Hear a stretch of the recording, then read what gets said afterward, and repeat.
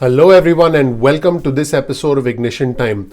I'm going to go over the bitter divide, absolutely bitter divide when it comes to the Biden infrastructure plan. But folks, I want to point out something to you that I found very, very unusual. Now check this out. On your screen, you'll see the website of the National Republican Congressional Committee. Let's now scroll down the website and go to the portion where they ask you to donate. This is pretty standard. Now, when you click on the donate button, you come to a different page which essentially asks you to choose the amount of your donation and then go ahead and enter your information and then make the donation. Again, this is pretty standard so far. And if you've been following my channel, you've heard me talk about the use of the word patriot. But now, for the first time, the National Republican Congressional Committee, as you can see on your screen, is using the phrase defector. Yep, they're using the phrase defector for those who don't provide reoccurring donations. Think about that for a second. Now, I can't even make this up if I want to. This is from the website of the National Republican Congressional Committee. And remember, when you check this box, and it is checked by default, what you're agreeing to is a monthly reoccurring donation. But if you uncheck the box, check this out. We need to know we haven't lost you to the radical left. If you uncheck this box, we will have to tell Trump you're a defector and sided with the Democrats. Check this box and we can win back the House and get Trump to run in 2024. Now, the last statement is just fine, pretty standard. Check this box and we can win back the House and get Trump to run in 2024. But the first sentence, folks, we need to know we haven't lost you to the radical left. Okay, that's fine, a little edgy, but that's cool. But this one jumps out at me. If you uncheck this box, we will have to tell Trump you're a defector and sided with the Democrats. Now, I have a question for you. If I make a donation, does that make me a patriot? And if I disagree with a monthly reoccurring donation, does that make me the opposite of a patriot? Does that make me a defector? Dare I use the word traitor? These are very strategic and very interesting language patterns used by the Republicans to be able to raise donations and get people to make monthly reoccurring donations.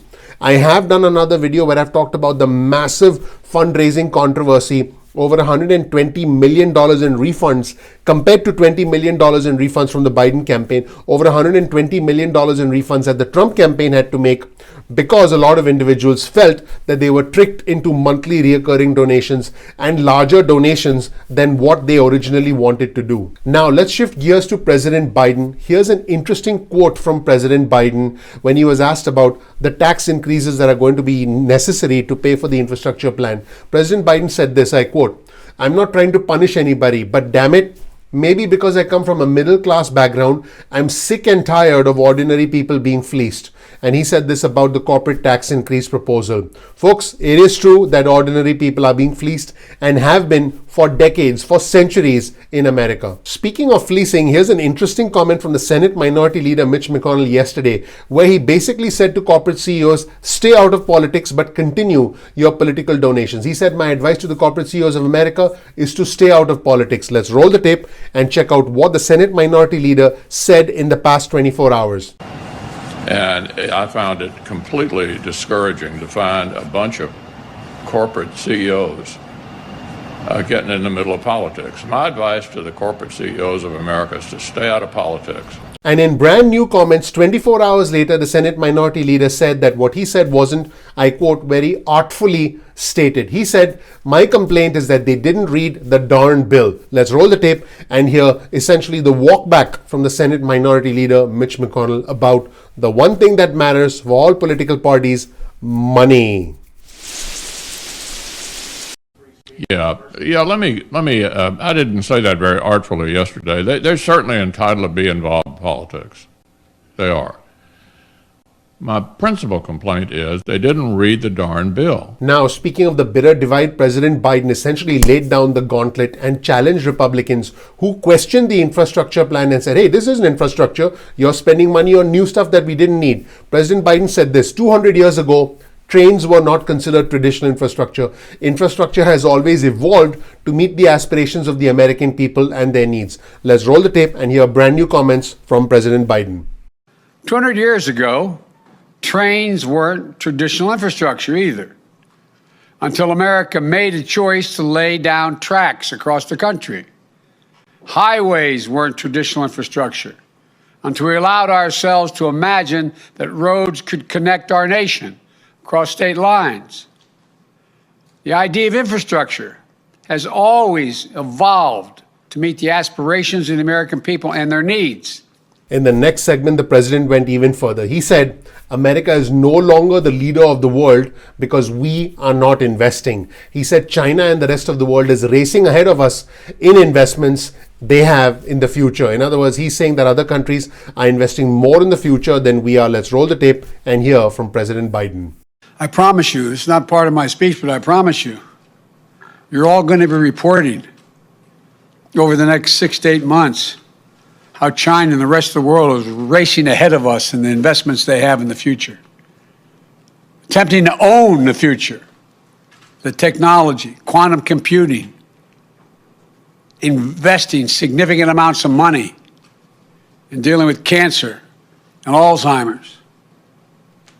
That's the infrastructure of a nation. There's a new book out about how we've fallen behind. America is no longer the leader of the world because we're not investing. And then in the next segment, President Biden addresses how he's going to pay for all the infrastructure. He talks about raising the global minimum tax to 21%, preventing corporations and the ultra-rich from avoiding taxes. Let's check out what President Biden had to say. I've also proposed the global minimum tax, which is being proposed around the world for U.S. corporations at 21%. Let me tell you what that means. It means that companies aren't going to be able to hide their income in places like the Cayman Islands and Bermuda, in tax havens. We're going to also eliminate deductions used by corporations for offshoring jobs and shifting assets overseas. They offshore the jobs, shift the assets overseas, and then don't have to pay taxes on all they make there. And we'll significantly ramp up IRS enforcement against corporations and the super wealthy who either fail to report their income or underreport it. In the next segment, President Biden simply said, we got to pay for this. And he said he's willing to negotiate the initial 28% proposal. Let's check out what the president said. Mr. President, are you willing to go lower than the 28% corporate tax rate? I'm willing to listen to that. I'm wide open to, but we got to pay for this. We got to pay. There's many other ways we can do it. But I'm willing to negotiate that. I've come forward the best, most rational way, in my view, the fairest way to pay for it. But there are many other ways as well, and I'm open. Now that was the president. And some really interesting new comments also from the Senate Minority Leader Mitch McConnell to add to what he said earlier, the two clips I showed you at the start of this video. This is reporting from Burgess Everett, who's a co-congressional bureau chief for Politico. The Senate Minority Leader Mitch McConnell said, it's a hard left administration. Bernie Sanders is really happy about the way this is going. That's the bad news. The good news is the Senate is 50-50, and he hopes that Democrats will have some skepticism about the massive Democratic government expansion and the infrastructure plan. He said, there's nothing at all moderate about the administration so far. And this is one more thing that McConnell said. He said, my old friend Joe Biden seems to be fully in league with Bernie Sanders. In the meantime, corporate America is not a fan of the Biden infrastructure plan. Some CEOs have said that they support it, most notably Jeff Bezos, the CEO of Amazon. But here's new reporting on your screen from Politico. Corporate America tears down Biden's infrastructure plan. Folks, at the end of the day, large companies that make billions of dollars are not going to have an impact as significant as they might make it seem, because they can easily cut costs elsewhere, easily. However, they are going to do their song and dance and oppose this because they don't want to pay more taxes. The headline says executives at some of America's largest companies complain much more bitterly in private about the White House approach. In the meantime, the US Treasury Secretary Janet Yellen is not slowing down. She's working hard to make sure that companies pay taxes based on their activity overseas. Here's a new headline on your screen from Bloomberg. Yellen says tax plan recoups $2 trillion.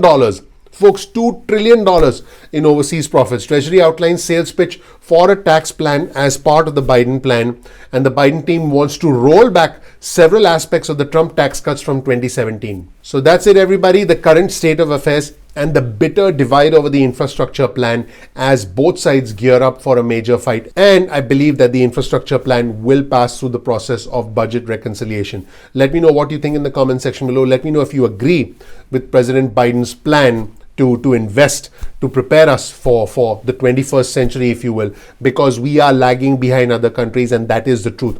I have traveled all over the world, and I can tell you that the level of sophistication in other countries is indeed greater than ours. Unless you travel internationally or unless you look at what's going on in other parts of the world, you may not realize it, which is why I tell you the truth on the Ignition Time channel. Thank you so much for watching. Please click like, please subscribe, please enable notifications. I would really appreciate that. That really helps out the YouTube algorithm. We work very hard on this channel. All I ask you to do is click the like button, click subscribe, and enable notifications. That would mean a lot to me. Thank you so much. Let me know what you think in the comment section below. I'll see you in the next episode of Ignition Time. Take care. Bye.